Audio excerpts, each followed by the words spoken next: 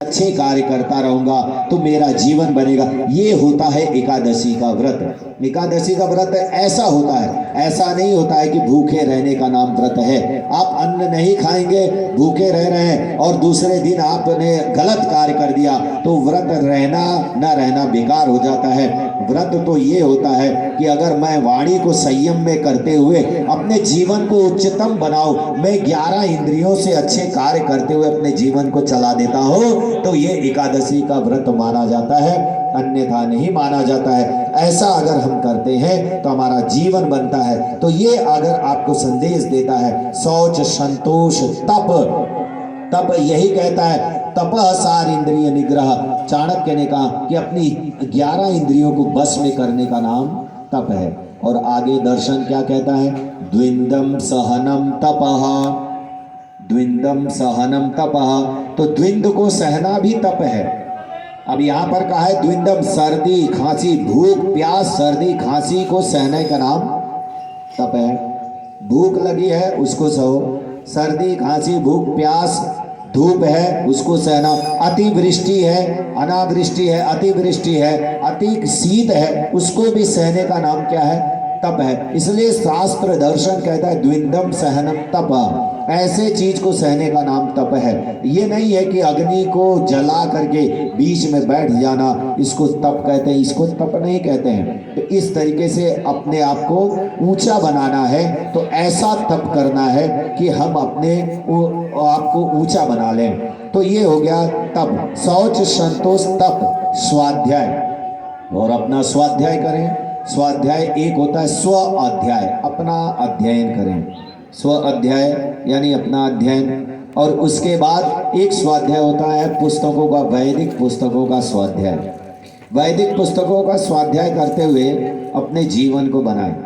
अगर जो व्यक्ति वेद नहीं पढ़ पाता, जो व्यक्ति शास्त्र नहीं पढ़ पाता, तो वो व्यक्ति महर्षि दयानंद की पुस्तक पढ़े। और वो पुस्तक का नाम है सत्यार्थ प्रकाश, और एक पुस्तक है ऋग्वेद आदि भाष्य भूमिका, जिसमें सारा चीज है। सत्यार्थ प्रकाश पढ़ेंगे तो आपको सब चीज प्राप्त हो जाएगा। सत्यार्थ प्रकाश में 377 ग्रंथों का हवाला है, 290 पुस्तकों का प्रमाण है, और 377 ग्रंथों का हवाला, 290 पुस्तकों का प्रमाण और 242 वेद मंत्र और शास्त्र भरे पड़े हैं। ऐसी पुस्तकों को हमें पढ़ना चाहिए जो कि 290 पुस्तक का प्रमाण दे रहा है। ऋग्वेदादि भाष्य भूमिका पढ़ेंगे तो उसमें भी आप देखेंगे बहुत ही उत्तम दिया हुआ है। आपने सुना होगा शिवकर बापू तलपदे का नाम, जिन्होंने विमान का आविष्कार किया। उन्होंने बड़ौदा के मैदान में एक डेमोन्स्ट्रेशन दिया। अभी किसी बच्चों से पूछा जाए कि विमान का आविष्कार किसने किया तो बताएंगे राइट ब्रदर्स।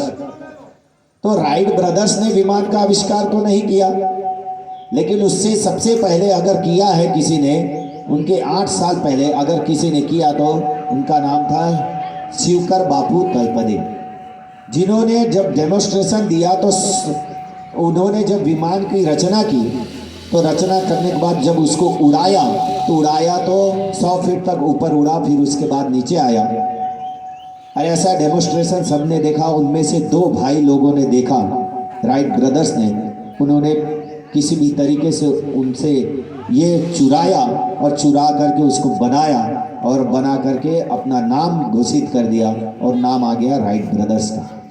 लेकिन मैं कहता हूँ राइट ब्रदर्स छोड़ दीजिए, शिवकर बापू तलपदे भी छोड़ दीजिए। अगर राइट ब्रदर्स ने आविष्कार किया तो ये बताइए रावण जो था सीता को उठा करके ले गया तो कैसे ले गया था? पैदल लेके गया था। रावण जो सीता को उठाया तो कैसे ले गया था? पैदल नहीं। रावण ने सीता को उठाया तो पुष्पक विमान में उठाया था उस वक्त त्रेता युग में। और आज के कई वर्ष पहले भी हमारे वहाँ पे विमान का आविष्कार हो चुका था, और वो विमान का आविष्कार हुआ तो रावण पुष्पक विमान में लेके गया था। तो लोग कहते हैं राइट ब्रदर्स ने किया, तो ये सबसे बड़ी मूर्खता है। क्यों मूर्खता है? क्योंकि हमको ये पढ़ाया ही नहीं जाता, बच्चों को ये पढ़ाया ही नहीं जाता। विद्यालय में जब स्टूडेंट जब पढ़ता है, विद्यालय में पढ़ता है तो उसको क्या पढ़ाते हैं? ABCD पढ़ा देते हैं, इसके बारे में कोई ज्ञान जानकारी नहीं देते हैं कि क्या है क्या नहीं है। अगर उसको पढ़ाएंगे और बच्चा भी अगर पढ़ेगा ABCD तो माँ बाप भी खुश होते हैं कि हमारा बच्चा तो अंग्रेजी बोल रहा है, ABCD बोल रहा है। और अगर हिंदी मीडियम में पढ़ रहा है और हिंदी मीडियम में उसको पढ़ाया जाए और उसको क ख ग घ बुलाया जाए तो नहीं बोल, उसमें माँ बाप की भी हीनता महसूस करते हैं वो लोग। लेकिन आपको पता है ABCD पढ़ने वाला व्यक्ति क्या बनता है? जानवर बनता है। कैसे बनता है? A से एप्पल खिला करके और Z से जानवर बना करके व्यक्ति को छोड़ देता है। क्यों? अगर कैसे छोड़ता है आप देखिए, वो अंग्रेजी पढ़ने के बाद अपने माता पिता को माता पिता नहीं कहेगा, वो क्या कहेगा? डैड और डैडी कह देगा, डैडी और डैड कहेगा। और डैडी और डैड कह दिया तो उसने मार दिया। और मम्मी कहेगा जिसको मरी हुई को, माता जी कहेगा तो माँ को भी शर्म आती है। तो ये बताइए, ऐसा शिक्षा अगर हमारा पाश्चात्य अंग्रेजियत में चलेगा तो व्यक्ति क्या विद्वान बनेगा? क्या बनेगा? वो कुछ नहीं। आज देखिए बहुत सी जगह पे देखिए, आप बाहर देश में भी देखिए हमारी संस्कृति को अपनाया जा रहा है, वेदों पर रिसर्च हो रहा है, लेकिन यहाँ के लोग सारे अंग्रेजियत को पकड़ रहे हैं। वेदों पर रिसर्च हो रहा है, हमारा अंग्रेज लोग वेद पे रिसर्च कर रहे हैं, और लेकिन यहाँ के लोग बोल रहे हैं वेद को शंखासुर उठा करके ले गया, वेद नाम का सूर्य अस्त हो गया है। अगर हम लोग वेद की बात करते हैं तो बोले तुम्हारा अपना मनमाना वेद है, वेद को मानते ही नहीं। और अगर किसी से पूछ लिया जाए तुम्हारे धर्म की पुस्तक क्या है तो वो 10 बात बताएगा, रामायण गीता महाभारत सब कुछ बताएगा, लेकिन वेद नहीं बताएगा। मुसलमान के लोग अगर हैं तो उनसे पूछ लिया जाए तो उनका छोटा बच्चा भी बोल देगा कि हमारे धर्म की पुस्तक कुरान है। अगर यहाँ तक कि अगर हिंदुओं से भी पूछ लिया जाए तो वो भी कहेंगे कि ये मुसलमान की धर्म की पुस्तक कुरान है और ईसाई की धर्म की पुस्तक बाइबल है। लेकिन अपने धर्म की पुस्तक के बारे में कोई जानता ही नहीं। वो रामायण महाभारत गीता बताएंगे, बोलेंगे गीता धर्म की पुस्तक है। आज भी अगर हमारा संविधान अगर वेद के अनुसार होता तो हमारा देश कुछ और उत्तम गति को प्राप्त होता। लेकिन हमारा संविधान तो 100 से ज़्यादा संशोधन हो गए हैं, लेकिन उस पर बदलाव हो रहा है। लेकिन एक बदलाव नहीं हो रहा है कि एक बदलाव और हो जाए, और वो बदलाव वो हो कि स्कूलों में विद्यालयों में क्या पढ़ाया जाए?